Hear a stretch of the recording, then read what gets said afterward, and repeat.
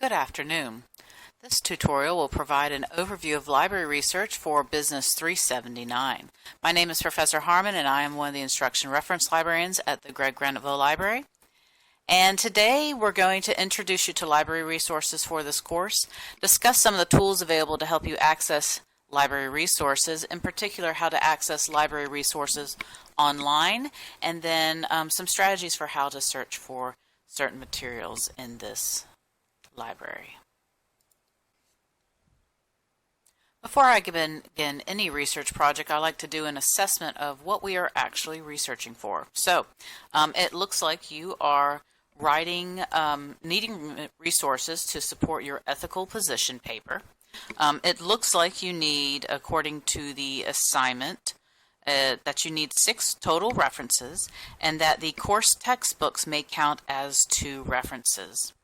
Now, when going through, you have 2 primary research objectives here. You need to research the ethical position and kind of like their historical context, and I think that's probably going to be one of the most difficult aspects of this. And then you're also supposed to look at a company or a company senior staff member. As recommended by Professor Murphy in the assignment, a lot of the background and company information can be found in your textbook or information covered in your lectures. But I'm really going to hone in on helping you to find background information on the ethical and historical background on that. There are no actual limits for information that you cannot use, but as always, I'm going to recommend that you try to shoot for quality information, try to stay away from blogs and Wikipedia, things where you can't necessarily establish an authority. But I'm going to show you some really good places both on the web as well as through the research databases. Before we dig super deep into this, I did want to bring your attention to some of the ways that you can get help for this research paper. We are in unique times, and while the library building is technically closed, the librarians are still here to support you. We have chat 24 hours a day, Monday through Friday, and 8 a.m. to midnight on Saturday and Sunday. So if you're not able to find the resources, if you're having problems identifying key terms or which databases might be most appropriate, make sure you're reaching out to us. Since you are most all going to be accessing things online, if you do have problems logging in, and I'll show you this when we actually get to the library homepage, I do encourage you to email us rather than chat with us if you do have login issues. So one thing I want to discuss is the information universe. And when we go out there and we begin seeking information, there are 2 primary spheres of information. We have the visible web and the invisible web. And the large majority of the web is actually the invisible web. When I talk about the visible web, I am referring to materials that are freely available on the web. So this is, things like blogs, government hearings, there are things put out by the U.S. Small Business Administration. There are good things out on the open web, but there's also a lot of junk. And I'll talk about some really excellent sources for this project. The largest part of the web is actually the invisible web, and my favorite example of this is Netflix. Most of the web is locked behind paywalls, and someone has to pay a subscription. And that's what the library does, is we pay hundreds of thousands of dollars a year so that you, while you're at USCA, can have free access to these materials that would otherwise be pretty expensive. So I'm going to show you the portal into those, and then we'll talk about some of the visible web information that's kind of neat.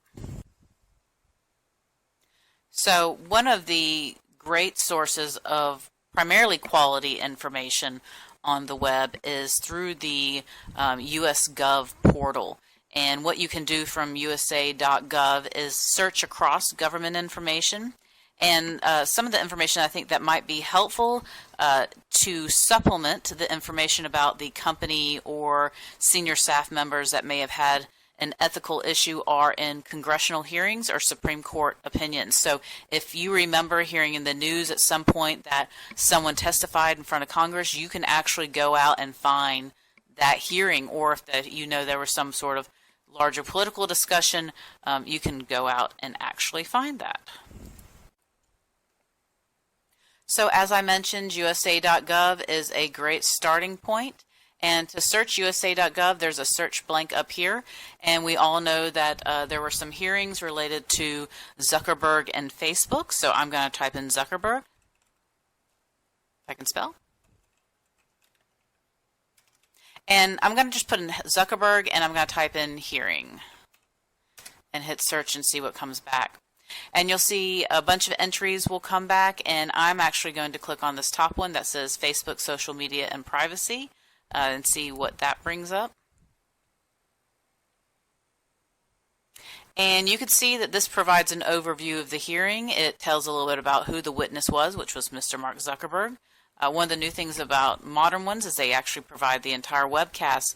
But this is the part that that's probably going to be most useful for your papers, is that you can actually retrieve and cite Zuckerberg's statement. And this can be really helpful for getting you some more details on some of those ethical dilemmas or companies that may have had some issues. In addition to the hearings, the congressional hearings, I did also want to bring your attention to Supreme Court opinions. Those can be very helpful and they can be very rich with information. And you can usually find those by going to USA.gov as well, or you can go directly to the Supreme Court's homepage and look for opinions there. I'm now going to switch gears and talk about the stuff that's in the invisible web, or things that you can access through the Greg Graniteville Library. I'm going to talk about ebooks as well as databases. I think y'all are going to have a lot of success with the databases, but I did want to call your attention to some of these ethical historical databases. So business information, company information, you're probably accustomed to finding things in Business Source Premier, Academic Search Premier, or Wall Street Journal. But to really kind of find those historical ethical discussions, those are going to be in JSTOR, Project Muse, and then even Google Scholar. And you might also find electronic books to be useful as well. A lot of times when a theory is first introduced, or for a historical context, sometimes the broader scope of books can be very helpful. And a lot of times when theories are first produced, those are first announced to the world, they will be published in book form. So I'll show you all how to access some of those. Regardless of whether you're looking at databases or ebooks, you are going to need to log in. And to log into resources from off-campus, when you first go to log in, you will see this login with network username and password. You will click on that link, and then when you actually go to log in, you're going to log in with your USC Network username and password. What that means is you put in your USC Network username, so I'm Deborah T at usca.edu, so I put Deborah T in for my username. But instead of putting my email password, I'm going to put my Blackboard password in. And those are the credentials that will get you access to our resources from off campus. As I mentioned earlier, if for some reason you're not able to get into the databases, please be sure to email us. We can't help you if we don't know that you're having a problem. So I'm now going to show you how to access the library resources. If you go to usca.edu, that is the homepage of the university, and you can find the library linked either under Academics and the Library, or alternately, if you scroll down to the very, very bottom of the page, there is a button that will connect you into the library down here. Once you're on the home page of the Greg Graniteville Library, the primary focus of your research will be this toolbox in the middle of the page. That's your main portal to all information. I did want to bring your attention to a couple pieces I've kind of hinted at earlier. If you have research questions, you can either click on this Ask a Librarian over on the side, and that's going to connect you into chat. Or alternately, if you go to Ask a Librarian here, this is going to take you to our main Ask a Librarian page. Again, as I mentioned earlier, if for some reason you're having login issues, make sure you email us through this. But you can either make a virtual appointment, you can email us with questions, or again, you can chat with us. If you are having login issues, if you're kind of independent, you can go to our off-campus access button, and there are some basic troubleshooting recommendations there too. So what I'm going to start out with, since with ethical and historical information, a lot of times you can find those originally published in books. What I'm going to do is I'm going to search through our library catalog. Now, since physical items in the library are presently not accessible, we are depending on our ebooks. And so to access the ebooks, what I'm going to do is first click on this advanced search button. That's going to take me into the catalog, and then if I go under material type, I can scroll all the way to the very bottom and select ebooks. Now, if I was interested in researching Kant, Immanuel Kant, I can either find works written by Immanuel Kant, I can find works that discuss Kant and ethics, and I can even try to see if there are any resources that discuss Kant and specifically business ethics. I think I'm going to start first with just doing Kant and ethics. We already have it limited to ebooks, and now I'm just going to hit submit and kind of see what comes back. As you'll notice, all the resources that came back are electronic books, ebooks, and so to be able to access the full text of an individual ebook, what I'm going to do is click on the name of the book. And since it's in an ebook, in the very middle of the page, there's going to give me some connection options. We are USC Aiken, so I'm going to connect to Aiken from eBook Central. Now, if I'm off campus and I haven't logged in before, this is when it's going to ask me to log in with my network username and password. I'm already logged in, so it remembers me. When you get into the ebooks are going to be a little bit different, but most of them on the left-hand side will either say read online or you can access the PDF full text. I do not actually recommend downloading the full book. That requires downloading software, creating accounts, and within the read online, you usually can download up to 100 pages. So to access the full text of this book, I'm going to click read online. This is going to bring up a web browser for me to be able to look at the book. And then I have a couple of tools. I can never stand when it's large. So this will give me the full text of the book, and this is an exact duplicate of the book as if it was in print. One of the things I really like about books, we're still looking at table of contents. Here's the actual book. What I really like about this is you can also, on this left-hand side, kind of expand the individual chapters. And I can also search within the individual book. So if I was looking for a certain term, I can search through it, and it's going to show me where I can find these individual results, and then it will take me to the page that has those exact results.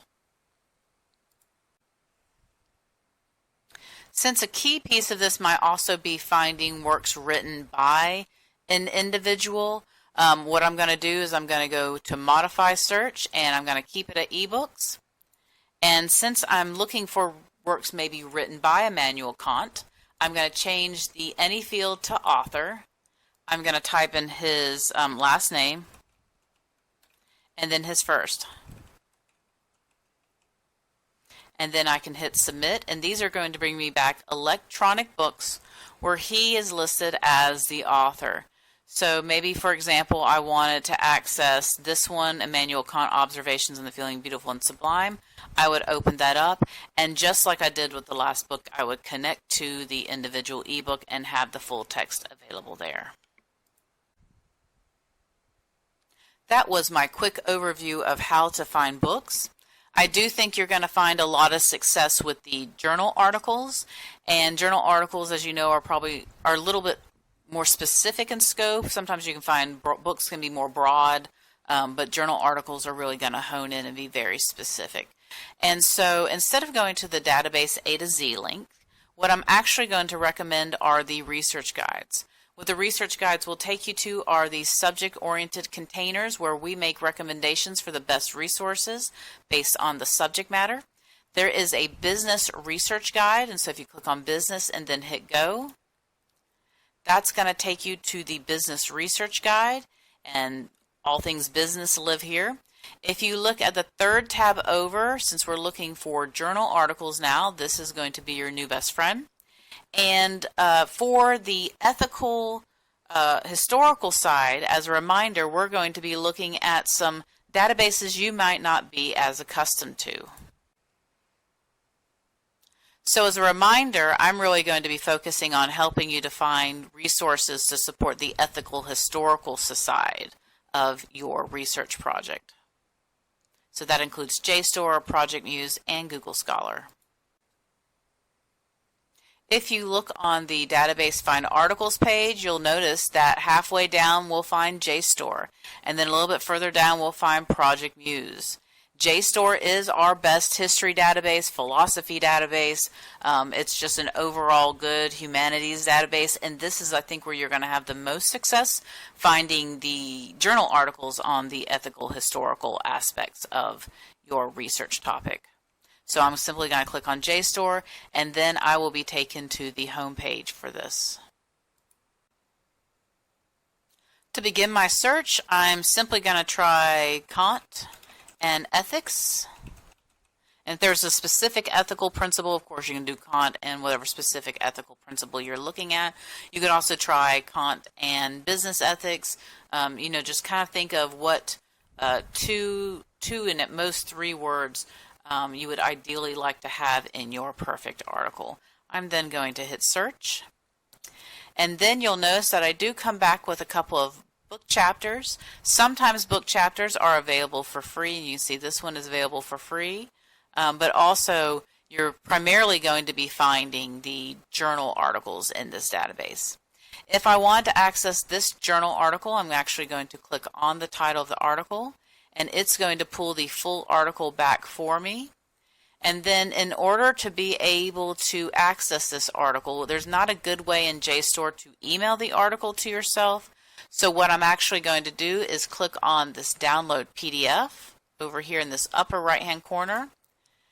And then JSTOR always asks you to accept their terms and conditions the first time. So I'm going to accept and proceed to the download.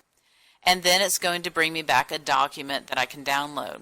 One of the things I really like about JSTOR is that it does provide a page that's going to help you with citations later.